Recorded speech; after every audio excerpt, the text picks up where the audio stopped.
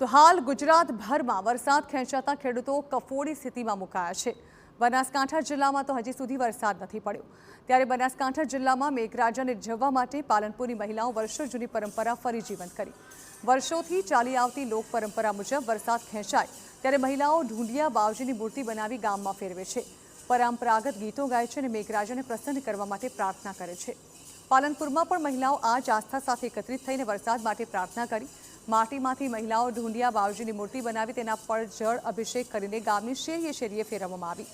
માન્યતા છે કે જ્યારે વરસાદની ખેંચ પડે છે ત્યારે રીતે પ્રાર્થના કરવાથી મેઘરાજા મહેરબાન થાય છે। આ અંગે ગ્રામજનોએ કહ્યું કે અમને વિશ્વાસ છે કે અમારી પ્રાર્થનાથી મેઘરાજા મહેર કરશે।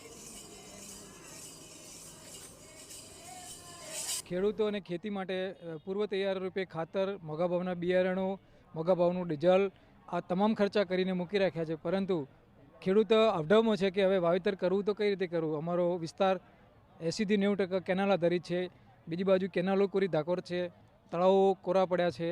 પહેલાં ઢૂંઢિયા બાવજી પહેલાંના લોકો બહુ કાઢતા હતા, હવે બધા આ સમય પ્રમાણે નહીં કાઢતા, પણ અમને વિશ્વાસ છે કે અમે ઢૂંઢિયો બાવજી કાઢીશું। અમે 1 વર્ષ કાઢ્યો હતો તો સવારના કાઢ્યો તો સોંધના વરસાદ આવી ગયો હતો, તો અમને વિશ્વાસ છે દાદા પર, ભગવાન પર તો આવી જાય વરસાદ।